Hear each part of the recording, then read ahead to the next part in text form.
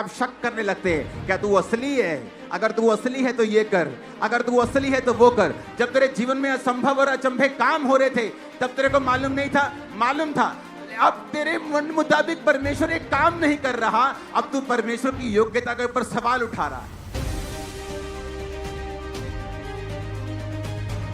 ऐसे विश्वासी बनो जो पौलुस और सिलास की तरह जेल से आराधना कर सके। आप बदल सकते हैं अपने कड़वेपन को मीठे में, उसकी आराधना करके, उसके नाम को ऊंचा करके, परीक्षाओं में परमेश्वर का थैंक्स करके, अपने बलिदानों के साथ। मेरा ये बिलीव है कि आज जो वचन आप सुनेंगे आपको मालूम होगा क्यों परमेश्वर ने हमें बाइबल दी। बाइबल की जो घटनाएं हैं 2000 साल पुरानी, 5000 साल पुरानी, क्यों उसे आज हम पढ़ें? मैं आज उसे क्यों पढ़ूं? आज मैं आज के युग का हूं। तब सोशल मीडिया नहीं होता था, तब ये नहीं होता था, आज का युग नहीं था, साइंस नहीं थी, तरक्की नहीं थी। मैं क्यों वो बातें पढ़ूं जो 5000 साल पुरानी है, 2000 साल पुरानी?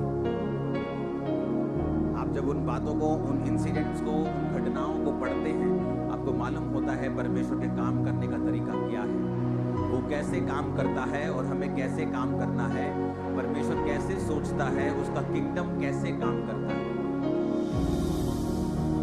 कई बार आप देखते हैं बहुत से लोग अपने देश से फ्रस्ट्रेट रहते हैं। कई बार इसीलिए भी फ्रस्ट्रेशन उन्हें रहती है क्योंकि उन्हें मालूम नहीं होता कि उनके देश का लॉ कैसे काम करता है। और वो अपनी लाइफ में फ्रस्ट्रेट रहते हैं, लेकिन उन्हें यह नहीं मालूम कि अगर उनको लॉ की अच्छी नॉलेज हो जाएगी तो वो उस चीज से ओवरकम कर सकते हैं और अपनी लाइफ अच्छी तरह से जी सकते हैं। इस इतिहास की सबसे बड़ी घटनाओं में से एक घटना है यूहन्ना बपतिस्मा देने वाले का जन्म होना। कौन था यूहन्ना बपतिस्मा देने वाला? बाइबल कहती है, जब हम लूका की पुस्तक को पढ़ते हैं, लूका 1 उसकी 5 आयत को पढ़ते हैं, तो लिखा, यहूदिया के राजा हेरोदेस के समय अबिया के दल में जकरिया नाम का एक याजक था और उसकी पत्नी हारून के वंश की थी, जिसका नाम एलीशिबा था। वो दोनों परमेश्वर के सामने धर्मी थे, प्रभु की सारी आज्ञाओं और विधियों के ऊपर निर्दोष चलने वाले थे। फिर भी उनके कोई संतान नहीं थी क्योंकि एलीशिबा बांझ थी और वो दोनों बूढ़े थे। जब वह अपनी दल की पारी पर परमेश्वर के सामने याजक का काम करता था तो याजकों की रीति के अनुसार उसके नाम पर चिट्ठी निकली कि वह प्रभु के मंदिर में जाके धूप जलाए। ऊंची आवाज में बोलो हालेलुया। अब यहाँ पे हमें एक ऐसे व्यक्ति का जन्म होता हुआ मिलता है जिसके लिए परमेश्वर ने कितने साल तक देखा कि मैं किसके जरिए एक ऐसे पुरुष को पैदा करूं जो यीशु मसीह के रास्तों को साफ करेगा। यूहन्ना की जो फर्स्ट बुलाहट थी, जो पहली बुलाहट और एकमात्र और सबसे बड़ी बुलाहट उसकी थी, वो ये थी कि लोगों को क्राइस्ट के बारे में अवेयर करना, यीशु मसीह के बारे में बताना कि वो देखो परमेश्वर का मेमना, ये देखो परमेश्वर, मेरे बाद जो आने वाला है मैं उसकी जूती के तस्मे खोलने के योग्य नहीं हूं। मैं तुम्हें पानी से बपतिस्मा देता हूं, लेकिन मेरे बाद आने वाला तुम्हें आग से बपतिस्मा देगा, पवित्र आत्मा से बपतिस्मा देगा। उसकी लाइफ की जो मेजर बुलाहट थी वो थी क्राइस्ट के बारे में बताना। लेकिन एक ऐसे पुरुष को पैदा करने से पहले परमेश्वर ने यह देखा, क्योंकि यूहन्ना की जो अपब्रिंगिंग थी वो आसान नहीं थी। उसका जो पैदा होना और उसके बाद पैदा होने के बाद जवानी तक जो उसकी लाइफ थी वो इजी नहीं थी। बाइबल कहती है वो जंगलों में रहा। अगर हम वचन को पढ़ेंगे, लूका 1 उसकी 5 से 25, लूका 3 उसकी 2 से 20, लूका 7 उसकी 18 से 23 और यूहन्ना 1 उसकी 29 से 42 आयत। जब हम इन आयतों को पढ़ते हैं तो वचन क्या कहता है? वचन कहता है कि ये व्यक्ति टिड्डियां खाकर, टिड्डियां यानी कि एक फल होता था, एक हरी फली होती जिसे टिड्डी भी बोलते थे, और दाख मधु यानी शहद खाता था। वो दाख मधु नहीं, शहद और टिड्डियां खाता था और जंगलों में रहता था। ऊंट के रोम का वस्त्र पहनता था। जंगली आदमी कहाँ रहता था? जंगल में। क्यों जंगल में रहता था? उसकी बुलाहट थी। परमेश्वर ने इस तरह से उसे तैयार किया ताकि जब वो जवान हो, डिस्ट्रैक्ट ना हो, अपनी बुलाहट के ऊपर पूरी तरह से कंसंट्रेशन रख सके। तैयार होकर काम कर सके परमेश्वर का, क्योंकि इसे एक बड़ा काम दिया गया है, जीसस के बारे में बताना, क्राइस्ट के बारे में बताना, उसके रास्तों को साफ करना। सब बोलो हालेलुया। तो एक ऐसा जोड़ा चुना गया जो आत्मा में था, जो बूढ़ा होने के बावजूद भी परमेश्वर के घर में सेवा के लिए मौजूद था, जिसने ये नहीं कहा कि मैं बहुत बूढ़ा हो गया हूं, तू भी बहुत बूढ़ी हो गई, हमें कुछ परमेश्वर ने दिया नहीं, चर्च आने में हमें शर्म आएगी, अगर प्रभु के घर में कोई पूछ लेगा तुम्हारे बच्चा नहीं हुआ तो हमें शर्म आएगी, आज नहीं चलते।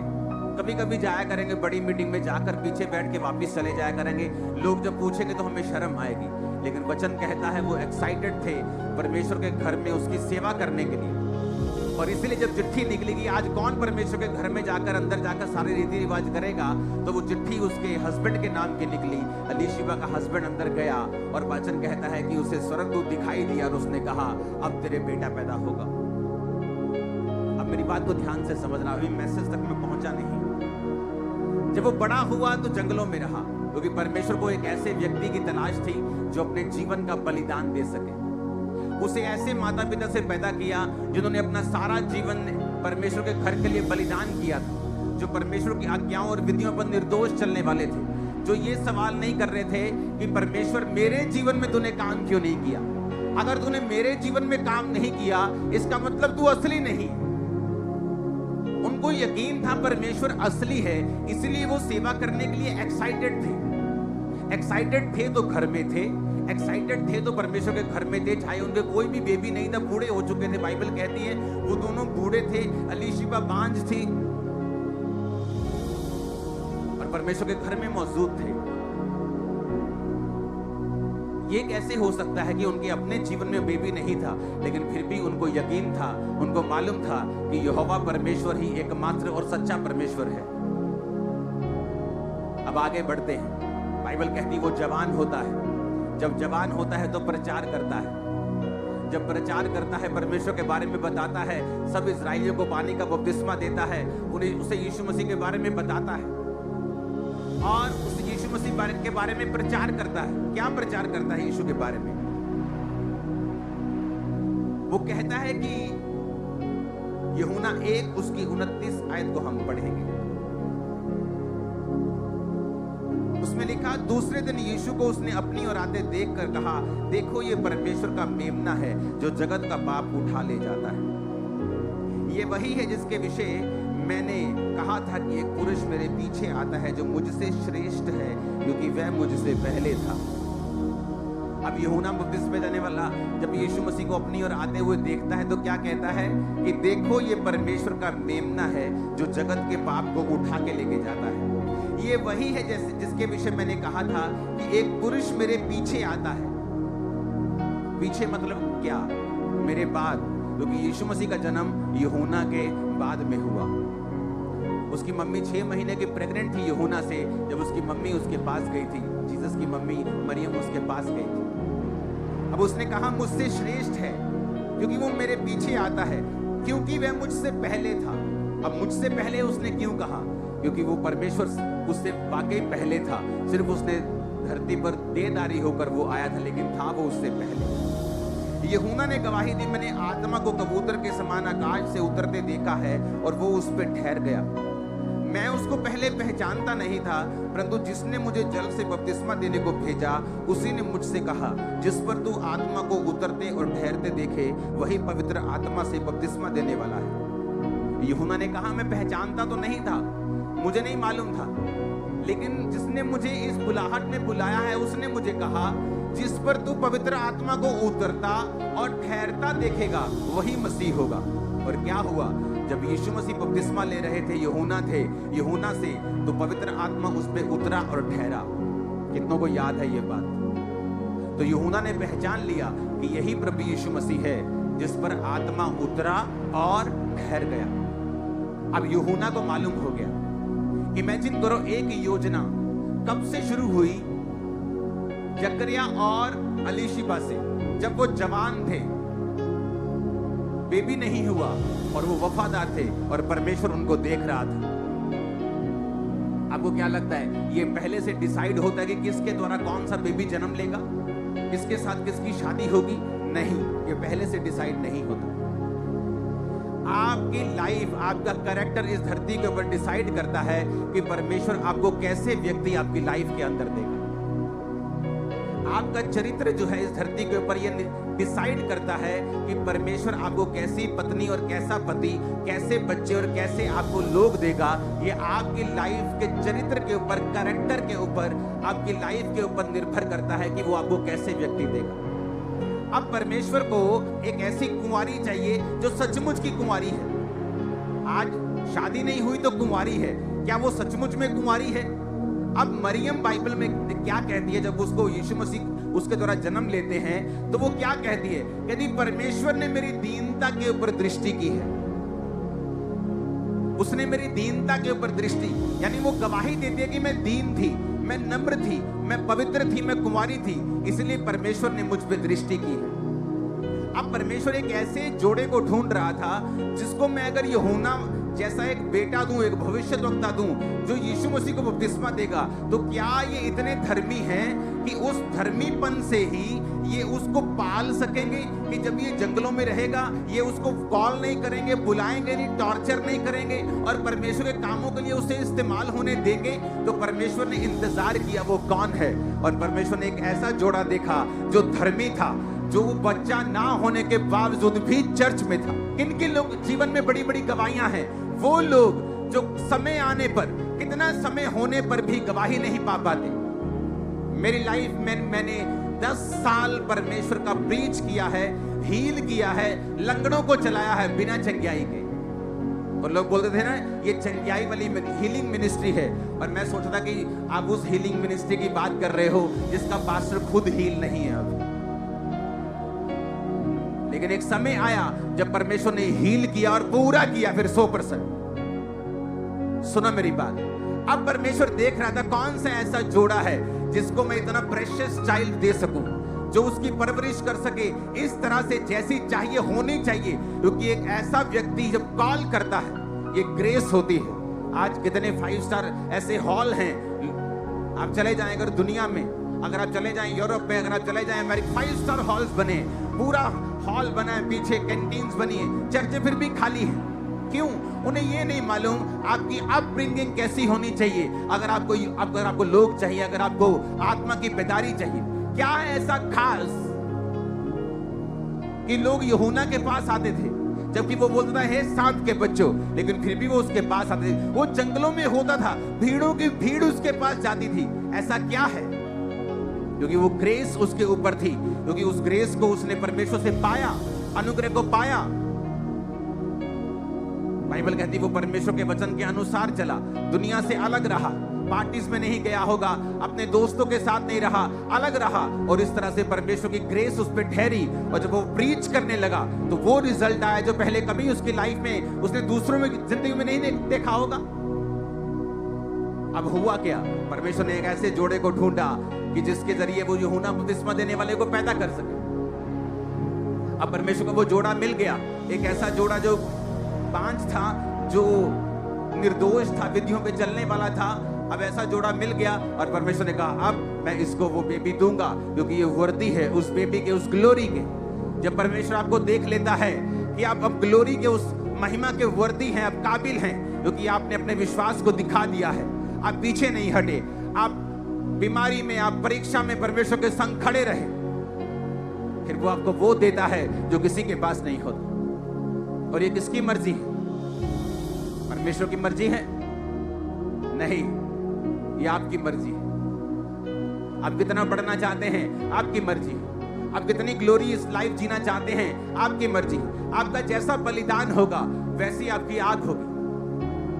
आप 2 लकड़ियों से नहीं सोच सकते कि पूरा कमरा आग से भर जाए, पूरे कमरे में गर्मी आ जाए। आप 4 लकड़ियों से भी ये एक्सपेक्ट नहीं करते, लेकिन जब आप लकड़ी का एक बड़ा कट्ठा जलाएंगे आपको मालूम होगा गर्मी होगी।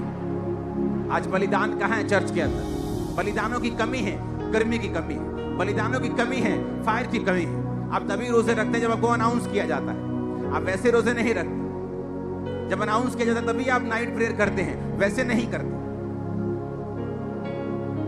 आपको सिखाना पड़ता है, समझाना पड़ता है। कोई बात नहीं अगर आपकी लाइफ में गवाही नहीं आएगी, लेकिन बाइबल कहती है ये लोग परमेश्वर के साथ इतने वफादार थे कि बुढ़ापे तक भी बेबी ना होने के बावजूद भी वो परमेश्वर की सेवा के लिए एक्साइटेड थे, काम करना चाहते थे, परमेश्वर के घर में थे। अब आगे क्या हुआ? अब आगे क्या हुआ सुनेंगे। यूहन्ना दूसरे दिन, लिखा यूहन्ना और उसके चेलों में 2 जन खड़े हुए थे और यीशु जा रहा था। जब वो यीशु को देख रहे थे तो यूहन्ना ने यीशु की ओर दृष्टि करके कहा, देखो ये परमेश्वर का मेमना है। यूहन्ना के दोनों चेले यूहन्ना की ये बात सुनकर यीशु के पीछे हो लिए। अब यूहन्ना को मालूम था कि ये बंदा, पवित्र आत्मा इस पे उतरा है, इस पे ठहरा है। मैंने बहुतों को बपतिस्मा दिया लेकिन किसी पे पवित्र आत्मा उतरा और ठहरा नहीं, इस पे उतरा और ठहरा, यानी ये जगत का मेमना है, ये यीशु मसीह है। और 2 चेलों के साथ वो खड़ा था। जब यीशु मसीह जा रहे थे तो 2 चेलों को बोला, देखो ये परमेश्वर का मेमना है। तो लिखा वो 2 चेले यूहन्ना को छोड़कर यीशु मसीह के पीछे हो गए। लेकिन आप जानते हैं एंड में क्या हुआ? जब अब लूका 7 उसकी 18 से 23 आयत पढ़ते हैं। ये मैंने आपको क्यों पढ़ाया? क्योंकि यूहन्ना को 100% ये मालूम था कि यही जगत का मेमना है, यही परमेश्वर है, यही यीशु मसीह है, यही असली परमेश्वर है। क्योंकि उसने परमेश्वर से भी निशानियों को देखा, पवित्र आत्मा उतरा और ठहरा, सब कुछ उसने देख लिया और कहा यह जगत का मेमना है, उसे पूरा मालूम हो गया। लेकिन अब आता है ट्विस्ट कहानी में। आप जब चर्च में आते हैं आपको सब कुछ मालूम हो जाता है, आप वचन पढ़ते हैं, आपको मालूम होता है कि नहीं, यीशु मसीह वाकई जीवित परमेश्वर है, इसके जैसा और कोई परमेश्वर नहीं है। आप लोगों की लाइफ में टेस्टिमनीज को देखते हैं, आप सबकी लाइफ में गवाहियां देखते हैं। अच्छा वो देखो लंगड़ा चल पड़ा, अच्छा वो देखो कैंसर ठीक हो गया, अच्छा उसके 20 साल बाद बेबी हो गया। आप सारी टेस्टिमनीज को देखते हैं और आपको यकीन होता है कि हाँ वाकई यीशु मसीह जीवित परमेश्वर है। अब आता है कहानी में ट्विस्ट। अब वो मोड़ आता है जहां पर आपके विश्वास की परख होती है। अब बाइबल कहती है यूहन्ना जेल में डाल दिया गया। जब यूहन्ना जेल में डाल दिया गया तो वचन कहता है यूहन्ना को उसके चेलों ने सब बातों का समाचार दिया। यूहन्ना ने अपने चेलों में से 2 को बुलाकर प्रभु के पास पूछने के लिए भेजा, क्या आने वाला तू ही है, क्या हमें किसी और की बाट जो? यूहन्ना जेल में चला गया क्योंकि उसके राजा के खिलाफ उसने प्रीच किया कि राजा तुझे ये पत्नी रखना उचित नहीं। तो वो राजा गुस्सा कर गया और उसने यूहन्ना को जेल में डाल दिया। जब जेल में डाल दिया तो यूहन्ना ने क्या अपने चेलों को भेजा पूछने के लिए, कहता क्या तू ही है आने वाला मसीही या मैं किसी और का इंतजार करूं? इमेजिन करो, जिस बंदे की लाइफ पैदा ही इस बात के लिए हुई थी कि वो यीशु मसीह के बारे में लोगों को बता सके, ये उसकी लाइफ के जीने का, पैदा होने का मकसद था। ये मकसद था कि उसके माता और पिता सारी उम्र बांझ रहे, लोगों की बातें सुनी, क्योंकि परमेश्वर एक ऐसे बच्चे को भेजना चाहता था जो जीसस को बैप्टाइज देगा, जीसस का एक तरह से धार्मिकता की गुरु होने की, मेंटर होने की पूरी करेगा और लोगों को बताएगा कि जगत का मेमना, परमेश्वर का मेमना यही है। ये प्रभु का मेमना जो जगत के लिए मार दिया जाएगा, वो यूहन्ना जो सारी अपनी उम्र जंगल में रहता है तैयारी के लिए कि जब वो बुलाया जाए प्रचार करने के लिए उसके लाइफ वर्दी हो और वो परमेश्वर के नाम में उसका प्रचार कर सके, वही यूहन्ना कहता है क्या तू ही है मसीही या मैं किसी और का इंतजार करूं? क्योंकि सब धर्मी हैं, हम सब धर्मी हैं, वाह वाह वाले धर्मी, प्रीचिंग वाले धर्मी, ये बोने वाले धर्मी, ये सब प्रार्थना करने वाले, उपवास करने वाले धर्मी, बशर्ते हमारी अपनी लाइफ में कोई परीक्षा ना आए। क्योंकि जब अपनी लाइफ में परीक्षा आई, सारे साइन दिखते थे, अच्छा आत्मा उतरा और ठहरा, यही जगत का परमेश्वर का मेमना है जो जगत के लिए उठा लिया जाएगा। अच्छा वो भी निशानी मालूम है, माता पिता सारी उम्र बांझ रहते हैं विधियों पर निर्दोष चलने के बावजूद भी, क्योंकि मैं पैदा हो सकूं। उसकी लाइफ इस तरह से परमेश्वर चलाता है कि वो जंगलों में रहता है, टिड्डियां और शहद खाता है, ये भी मालूम है।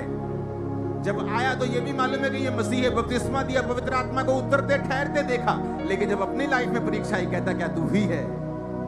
अरे भाई, जिसके लिए तू पैदा हुआ, जिसके लिए तेरे माता पिता बांझ रहे सारी उम्र, जिस काम के लिए तू आया है धरती के ऊपर, जिस निशानियों को प्रभु ने तुझे दिखाया है, अब ऐसा क्या हो गया कि अब तू ही पूछता है कि तू ही मसीह है या मैं किसी और का इंतजार करूं? ऐसा ही होता है, ऐसा ही होता है विश्वासियों के साथ। जब तक तो अपने आसपास वो गवाहियों को देखते हैं, वाह वाह वाह बेबी हो गया, ओ वाह वाह वाह कैंसर ठीक हो गया, ओ बल्ले बल्ले बल्ले बल्ले बल्ले इतने लोग आ गए, तब तक तो सब ठीक रहता है, जब तक फाइनेंशियली ब्लेसिंग आ रही है। लेकिन जैसे ही कोई परीक्षा आती है, क्योंकि यूहन्ना सोच रहा था कि अगर तू परमेश्वर है, तू जानता है कि मैंने तुझे बपतिस्मा दिया है, अब तू मुझे जेल से छुड़ाता क्यों नहीं? ऐसे लोग बोलते, ये बीमारी तू मुझे हील क्यों नहीं करता, ये वीजा मेरा क्यों नहीं आता, ये वाला बच्चा क्यों नहीं तू सुधारता परमेश्वर? क्योंकि आपको लगता है कि परमेश्वर आपके हिसाब से जवाब देगा, क्योंकि आपने परमेश्वर को मानकर उसको खरीद लिया है, आपने एहसान कर दिया है स्वर्ग के ऊपर कि उसको आपकी बात सुननी पड़ेगी और माननी पड़ेगी। और फिर होता है ठोकर खाने का समय शुरू, जब आप अपने हिसाब से परमेश्वर को काम करने के लिए बोलते हैं और वो आपका काम नहीं करता, फिर आप शक करने लगते हैं, क्या तू असली है? अगर तू असली है तो ये कर, अगर तू असली है तो वो कर। अरे तुझे पहले मालूम नहीं था वो असली है? जब वो तेरे जीवन में काम कर रहा था, जब तुझे परमेश्वर निशानियां दे रहा था, जब तेरे जीवन में असंभव और अचंभे काम हो रहे थे, तब तेरे को मालूम नहीं था? मालूम था। अब तेरे मन मुताबिक परमेश्वर एक काम नहीं कर रहा, अब तू परमेश्वर की योग्यता के ऊपर सवाल उठा रहा है। जैसे बहुत से विश्वासी करते हैं, उनकी लाइफ में परमेश्वर ऐसा काम करता है जो उनको मालूम है दुनिया का कोई बाबा नहीं कर सकता, कोई दुनिया की ताकत नहीं कर सकती। उनकी लाइफ में ऐसा काम हुआ है। किनकी लाइफ में? हर एक विश्वासी की लाइफ में ऐसा काम होता है, जब परमेश्वर ने दिखाता है चिन्ह के जरिए कि तेरी लाइफ में मैं जिंदा हूं, देख मैंने ये काम किया है, ऐसा कोई नहीं कर सकता। फिर दूसरा, दूसरों के जरिए जब आप दूसरों की लाइफ में बड़े बड़े काम होते हुए देखते हैं, आपको मालूम होता है यार वाकई ये परमेश्वर है।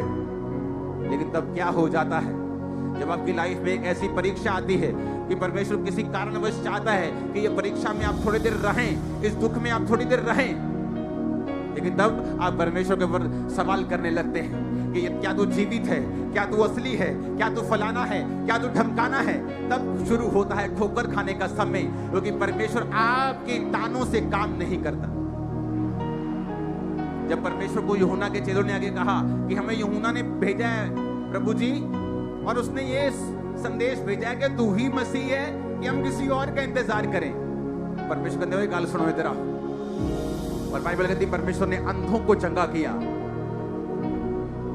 लंगड़ों को झलाया, कोड़ियों को शुद्ध किया, सब बीमारों को चंगा करके परमेश्वर ने कहा जाओ जो तुमने आंखों से देखा है यूहन्ना से कह दो, और यह भी कह दो धन्य है वो जो मेरे कारण ठोकर ना खाएगा, धन्य है वो। यीशु ने कहा मैं तेरा नौकर नहीं हूं कि तेरे ताने से मैं कहूंगा और भागा भागा आऊंगा यूहन्ना अल्लाह भर चाबी जेल दी। परमेश्वर ने कहा जो कुछ तूने देखा है ना, 22 आयत में लिखा, यीशु ने कहा जो तुमने देखा और सुना है जाके यूहन्ना से कह दो। अंधे देखते हैं, लंगड़े चलते फिरते हैं, कोढ़ी शुद्ध किए जाते हैं, बहरे सुनते हैं, मुर्दे जिलाए जाते हैं, और कंगालों को सुसमाचार सुनाया जाता है, और धन्य है वो जो मेरे विषय में ठोकर ना खाए। कहता जो तूने देखा है ना, अब जाके बोल दो और कह दो उससे, और जाके बता दो। लेकिन यीशु मसीह उसे छुड़ाने के लिए फिर नहीं। और राजा की बेटी डांस कर रही है, राजा का जन्मदिन आया, ले ले ले ले ले ले ले डांस हो रहा है उधर। हाँ देखो, एक पापी बंदे को पता है कि अपने बॉस को खुश कैसे करने, और एक आत्मा से भरा हुआ बंदा परमेश्वर को ताने दे ही जा रहा है, और एक पापी आदमी को मालूम है अपने बाप को खुश कैसे करना है। वो राजा महाराजा डांस बड़ा देखते थे, मुद्रा देखते थे। वो डांस कर रही है, खुश हो गई। क्या चाहिए बेटा तुझे? कहती मुझे तो मालूम नहीं क्या चाहिए, मम्मी ने पूछ के आऊंगी। मम्मी से पूछा क्या चाहिए मम्मी? मम्मी कहती है सटेखला वो बोलता यूहन्ना ਇਹਦਾ सिर वट लिया, कहते ਇਹਦਾ सिर दे दे। कहती पापा मुझे यूहन्ना का सिर चाहिए। राजा उदास हुआ, पर अपने सामने बैठने वालों के कारण कि मैं पूछ चुका हूं तुझे क्या चाहिए, कहता जाओ और यूहन्ना का सिर काट कर इसे दे दो। और वो यूहन्ना का सिर काट के दिया और वो थाली में जाके मां के पास ले गया। एक धर्मी का अंत, एक पापी को पता है अपने बॉस को खुश कैसे करना, चाहे राजा अच्छा हो बुरा हो, लेकिन फिर भी राजा के सामने स्माइल के साथ जा रही, डांस कर रही। और एक धर्मी को पता है कि मेरा परमेश्वर सबसे भला है, करुणा से भरा हुआ है, मेरा मालिक है, मुझे छुड़ाने वाला है, तो भी अपना मुंह ऐसे मुरझाया हुआ, जैसे 15 दिन पुराना बैंगन निकालो ना किसी नुक्कर से, जैसे वो मुरझाया होता है, ऐसे मुरझाए मुंह लेके हम परमेश्वर के पास जाते हैं और साथ में ताने मारते हैं, तो तू ही है, ये तू ही जीवित है, तो ये क्यों नहीं करता? तेनू देखता नहीं परमेश्वर, तेनू ये नहीं देखता? जिन्हें तेनू अखा दित्तियां उन्हें देखता ही है काका। जिसने तुझे आंखें दी उसे दिख रहा है, उसे सब पता है, उसे नॉलेज है। तुम्हारी तरह अगर अली शिबा और जक्कर ने भी ताने मारे होते तो उनको परमेश्वर इतना अच्छा बेबी ना देता। आज प्रॉब्लम यहां शुरू होती है जब हम अपनी लाइफ के आसपास प्रभु के काम देखते हैं, बहुत सी निशानियां अपनी लाइफ में भी देखते हैं, लेकिन जब हम किसी परीक्षा में फंसते हैं, किसी सवाल में फंसते हैं, तो परमेश्वर की ओर उंगलियां उठाने लग जाते हैं। जिसका जन्म ही ये बात के लिए हुआ है, अपने 2 चेलों को बोलता ये परमेश्वर का मेमना है, और वो बाइबल कहती है उसको छोड़ के उसके पीछे हो ली, क्योंकि उसे मालूम था कि वो अपनी मिनिस्ट्री के लिए पैदा नहीं हुआ, वो सारा कुछ जीसस को पॉइंट करने के लिए पैदा हुआ है। आत्मा उतरा और ठहरा, उसे मालूम था ये जीसस है, ये यीशु है, ये जगत परमेश्वर का मेमना है, जगत के पापों को उठाने वाला। पर फिर भी जेल से सड़ा बुझा हुआ कहता है कि क्या तू ही मसीह है कि मैं किसी और का इंतजार करूं? क्या आपकी लाइफ में ऐसे चिन्ह नहीं है जिसके बारे में आपको मालूम होता है कि यीशु मसीह वाकई जीवित है? क्या आप अपने आसपास इतनी गवाहियां नहीं देखते हैं कि आपको मालूम होता है वाकई यीशु मसीह जीवित है? फिर सवाल जवाब क्यों? कितने मेरी बातों को समझ रहे हैं? ऐसे विश्वासी बनो जो पौलुस और सिलास की तरह जेल से आराधना कर सके।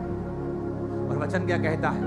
जेल से आराधना कर रहे थे, परमेश्वर ने उस जेल की नींव हिला दी थी, जेल से आजाद कर दिया था।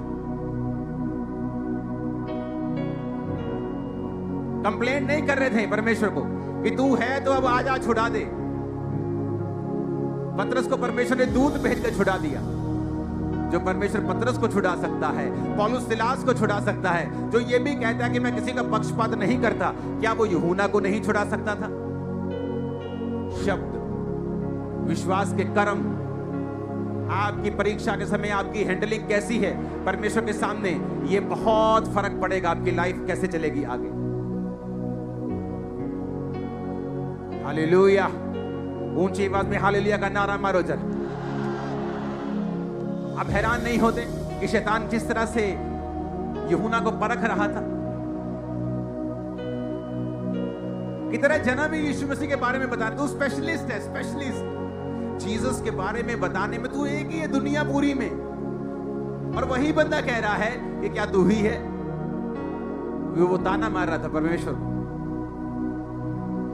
अब आपकी लाइफ में परीक्षा है तो इसका मतलब ये नहीं है कि परमेश्वर भला नहीं है।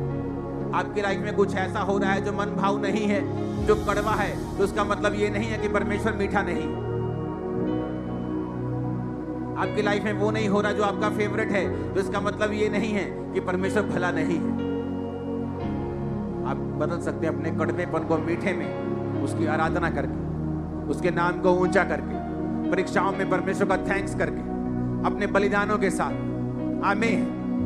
आपकी लाइफ को मैं मीठा होता हुआ, आगे बढ़ता हुआ, ब्लेस होता हुआ देख रहा हूं। आमीन। ऊंचा चाहिए चर्च। हालेलुया! ऊंची आवाज में हालेलुया बोलो जरा। कितने इस वचन को समझ चुके हैं कि अगर आपकी लाइफ में कुछ नहीं हो रहा है अभी, कोई ऐसी घटना, कोई ऐसी गवाही, इसका मतलब ये नहीं है कि परमेश्वर दूसरों की लाइफ में काम नहीं कर रहा है। इसका मतलब ये नहीं है कि हम परमेश्वर के ऊपर सवाल उठाएं, क्योंकि वचन कहता है वो विश्वास से प्रसन्न होता है। मैंने एक बार नहीं देखा जब परमेश्वर जा रहे हो और कोई परमेश्वर को कह रहा हो, जे तू जीवंदा है आके मैनू चंगा करके दिखा, अगर तू जीवित है तो मुझे ठीक करके दिखा, मैं मान जाऊंगा। मैंने एक बार भी नहीं देखा कि यीशु मसीह रुके और अपने आप को साबित किया। लेकिन हाँ, जब लोगों ने पुकारा है, हे दाऊद की संतान मुझ पे दया कर, जब उस औरत ने कहा कुत्ते भी वही चूर चार खाते हैं, जब उन्होंने परमेश्वर को विश्वास से प्रसन्न किया है, इसलिए बाइबल कहती है तेरे विश्वास ने तुझे चंगा किया, ना कि तेरे तानों और मेनों और अविश्वास। ताने और मेने देने से कुछ बदलेगा नहीं। मेरा एक्सपीरियंस है लाइफ। आपकी लाइफ में कोई गवाही पैदा नहीं होगी, जो है वैसा ही रहेगा। जैसी मेंटल लाइफ है, जैसे मन के सवाल हैं, वैसे ही रहेंगे। ताने और मेने देने से कुछ बदलेगा नहीं, सब चीजें सेम सी रहेगी। सिर्फ आपके मन का पीस ही है जो खत्म हो जाएगा। इसलिए बाइबल कहती है परमेश्वर के फाटकों से धन्यवाद करते हुए प्रवेश करो, स्तुति गाते उसके आंगनों में प्रवेश करो, थैंक्स गिविंग देते हुए उसकी हुजूरी में जाओ। तुम्हें सवाल करने की जरूरत नहीं है, क्योंकि तुम्हारे सवालों से वो दुखी नहीं होने वाला या मूव होने वाला नहीं। वो तुम्हारे विश्वास से मूव होगा, तुम्हारे बीच से, प्रार्थना से, विश्वास से, तुम्हारे अड़े और खड़े रहने से गवाही होगी, ना कि तुम्हारे सवालों और तानों और मेनों से। इमेजिन करो, यीशु मसीह जब बपतिस्मा ले रहे थे तो यूहन्ना ने कहा, पिता प्रभु मैं तुझसे बपतिस्मा लेना चाहता हूं, तू मुझसे बपतिस्मा क्यों ले रहा है? परमेश्वर कहता धार्मिकता को पूरा करना उचित है कि तू मेरा मेंटर है, मैं धार्मिकता को पूरा करूंगा। इमेजिन करो जीसस का एक ऐसा जन जो खास है, जब उसने ताने और मैंने दिए उसकी नहीं सुनी गई, तो तुम और मैं क्या हूं? कितने मेरी बात को समझ रहे हैं? और ये बहुत बड़ी मिस्टेक है जो पास्टर्स करते हैं, जो विश्वासी करते हैं। अपनी लाइफ में वो परमेश्वर के चिन्हों को देखते हैं, परमेश्वर को काम करता हुआ देखते हैं, लोगों की लाइफ में परमेश्वर के कामों को देखते हैं, और फिर एक दिन जब उनकी लाइफ परीक्षा में जाती है तो सवाल करने लगते हैं परमेश्वर से। और वही वो समय होता है जब परमेश्वर डिसाइड करता है कि तेरी जिंदगी में आगे लेके जाऊंगा या यहीं पे बस। जब आप मसीह में आए थे तो कैसे विश्वास के साथ अपने प्रभु को ग्रहण किया, कैसे विश्वास के साथ चले, लोगों से लड़े, परिवार से लड़े, अपने आप से लड़े, अभिलाषाओं से लड़े, शैतान से लड़े, और हमने पाया तो जो रूल लड़ाई का पहले था 20 साल बाद भी वही रूल है, 10 साल बाद भी वही रूल है, 5 साल बाद भी वही रूल है। आपको फिर विश्वास दिखाना है, फिर शैतान से लड़ना है, फिर अपने आप से लड़ना है, अपनी अभिलाषाओं से लड़ना है, और परमेश्वर आपको वही विक्ट्री देगा जो उसने आपको पहले साल दी थी, वही जीत फिर देगा जो आपको दूसरे साल दी थी। वो बदला नहीं, रूल बदले नहीं। कितने मेरी बातों को समझ रहे हैं? अपने पड़ोसी को बोलो कुड़कुड़ाना नहीं, सवाल नहीं करने, बल्कि थैंक्स करना है, विश्वास दिखाना है, अड़े और खड़े रहना है, ताकि तुम गवाही के साथ वापस आ सको। आमीन। खड़कने वाला चाहिए चर्च। Hallelujah, hallelujah. अपनी लाइफ का, अपने जीवन का सब कुछ परमेश्वर को देना है, और जो कुछ हम परमेश्वर को देंगे उस पे आशीष रहेगी। सब चर्च आते? हाँ जी, हाँ जी, असल हम सब चर्च आते हैं जी। हमारा एक बेटा नहीं आता, वो बहुत पढ़ता है, पढ़ता लिखता बहुत है, घर पे रहता है, पढ़ाई करता है। जीसस के पांव पे जब इत्र उंडेला गया तो चेलों ने कहा इसको 200 दिनार में बांटा जा सकता था। जीसस ने कहा नहीं, जो कुछ मुझ पे उंडेला गया वो व्यर्थ कभी नहीं जाए। अब इसके बाद जहां जहां सुसमाचार सुनाया जाएगा वहां वहां की जाएगी। आप उन मेंबर्स को घर छोड़ के आते, जब आप परमेश्वर की प्रेजेंस में सब चीजों को नहीं लाते, उन पे बरकत नहीं रहती, परमेश्वर का हाथ उन पे नहीं रहता। हम अपनी लाइफ में कुछ भी करें, बड़े बिजनेस करें, बड़ी पढ़ाइयां करें, बड़ी सेवकाइयां करें, लेकिन परमेश्वर की हुजूरी में जब आने का समय हो, हमारा पूरा परिवार यहां होना चाहिए। अगर हमारी लाइफ धर्मी है और वचन पे खड़ी है, तो परमेश्वर ऐसी बहुत सी चीजें हैं जो आज लोगों की लाइफ में देखता है कि मैं किसको दूं। जब यूहन्ना और उसका बाप था जकरिया और उसकी पत्नी एलीशिबा जब धरती पे चल रहे थे, उनको मालूम नहीं था कि परमेश्वर क्या सोच रहा है। कि अब वो समय आ चुका जब जीसस जाएंगे, अब समय आ चुका है जब यूहन्ना जाएगा। उससे पहले तो वो उनको मालूम नहीं था, वो तो जस्ट परमेश्वर की आज्ञाओं पर और विधियों पर निर्दोष चलने वाले थे। आप और आपका परिवार पूरी तरह से डेडिकेट होते हैं, आप परमेश्वर के भवन में, आप परमेश्वर के कामों के लिए पूरी तरह से डेडिकेट होते हैं, तो ऐसी बहुत सी चीजें हैं जो परमेश्वर आपकी लाइफ में आपको देना चाहता है। लेकिन लोगों को कभी मालूम नहीं हो सकता परमेश्वर के दिल में क्या है। लेकिन वो धरती पर जब देखता है और ऐसे सूटेबल आदमी और परिवारों को देखता है जिन्हें वो ग्लोरी और महिमा दे सके, वो देता है। आज भी उसकी योजनाएं खत्म नहीं हुई। उसकी योजना यूहन्ना देने की थी, आज उसकी योजनाएं अलग हैं और कोई चीजें देने की हैं। वो ग्लोरियस है, महिमा में है, सामर्थ्य है, बड़ी है। लेकिन वो आज भी सूटेबल मैन एंड वुमेन्स को ढूंढता है जिनकी लाइफ में वो दे सके सारी चीजों। ऊंची आवाज में हालेलुया बोलो।